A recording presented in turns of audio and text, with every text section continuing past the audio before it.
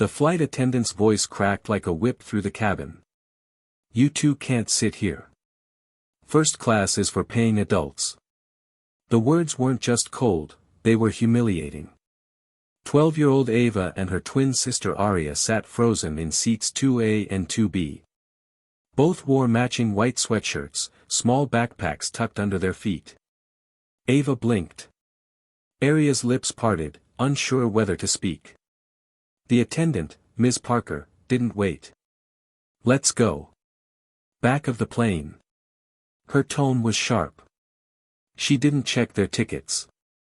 She didn't ask questions. She just assumed. A few passengers glanced over, but no one spoke. The twins looked at each other. Then, Aria stood, reaching for her bag. Ava didn't move. Instead, she slowly took out her phone. She whispered 4 words as her sister was led away.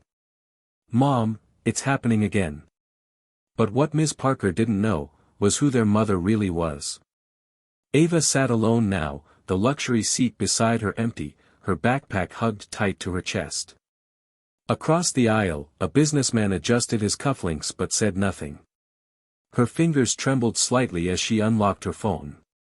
She opened the contact saved as Mom work line. Tapped once. Then held it to her ear.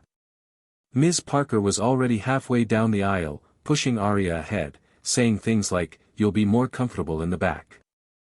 Ava's voice stayed low. "She didn't check our tickets. Aria's crying. We didn't do anything wrong." On the other end of the line, a pause. Then a voice, calm, sharp.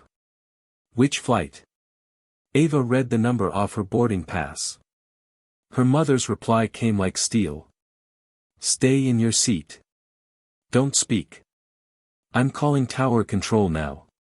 The girl ended the call. No tears. No panic.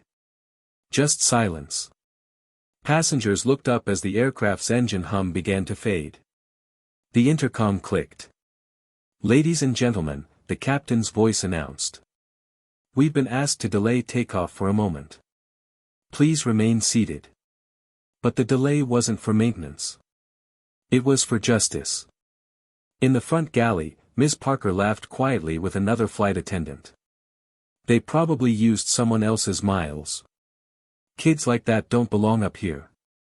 Luis, a younger attendant nearby, shifted uncomfortably. But they had real tickets. I saw one of them. Ms. Parker cut him off with a glare. "You've been doing this for what, 2 years? I've been flying for 13. I know what a mistake looks like." But at that very moment, the cockpit phone buzzed again. Captain Monroe answered. The voice on the other end was clipped, urgent. "This is Evelyn Brooks, Director of Aviation Safety, FAA. A minor passenger on your plane has been removed from her assigned seat without verification. I've already contacted airport control. You are to remain grounded until this is resolved." The captain's face tightened. "Understood." He opened the cockpit door. "Ms. Parker," he called. "Join me in the flight deck." The air shifted. Passengers glanced up. Louise stepped aside silently as Ms. Parker walked stiffly past, her posture still proud, but her face, paling. What she would hear next would shake everything she thought she controlled.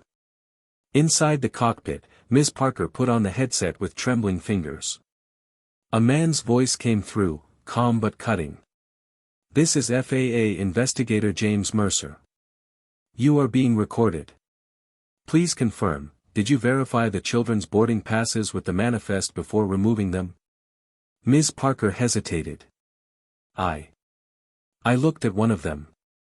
That's not what I asked." A long pause. "No, I didn't check the manifest." "Why did you remove them?" "They didn't look like first-class passengers." Silence. The voice returned, heavier. "You will walk back to row 30. You will return both children to their original seats. You will apologize. Clearly. Publicly. And sincerely. Ms. Parker's voice cracked. And after that? We'll meet you on the ground. Back in economy, Aria sat near the restroom, knees to her chest.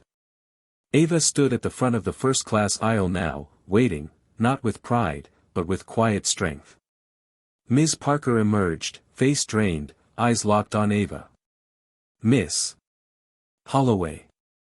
I apologize. You and your sister may return. Ava said nothing. But as Aria joined her at the front, hand in hand, the silence around them shifted. Every eye in the cabin followed them back to 2A and 2B. And suddenly, the twins no longer looked out of place. The flight never left the gate. Outside, a black SUV marked with federal plates idled by the jet bridge. Inside, tension rippled through the cabin like unseen turbulence. Ms. Parker sat alone in the galley, head in hands. Luis passed quietly but didn't speak. He didn't need to. In seat 2A, Ava stared out the window. Aria beside her, arms crossed, lips tight. They weren't scared anymore. Just, still. The intercom buzzed. Ladies and gentlemen, please remain seated. A compliance team will be boarding shortly. Murmurs. Gasps. Eyes darted. Then the door opened. 2 agents stepped in, one in FAA uniform, one in a dark suit. They walked directly to the galley. Ms. Parker, the woman asked. You'll come with us now. Ms. Parker stood. Her legs shook. She didn't protest. As she passed the twins, she paused, just for a second, and whispered, I'm sorry. Ava looked up. You didn't ask anyone else, she said softly. Ms. Parker couldn't answer. She just kept walking. Back in their seats, the girls leaned into each other, silent.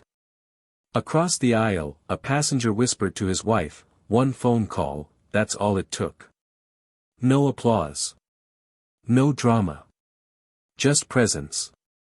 And respect. And from that day forward, no one at that airline forgot the names Ava and Aria Holloway. Sometimes, you don't need to raise your voice to be heard. Ava and Aria Holloway showed the world that quiet truth carries further than loud injustice. If this story moved you, share your thoughts in the comments. Have you ever witnessed discrimination and stayed silent? Would you speak up next time?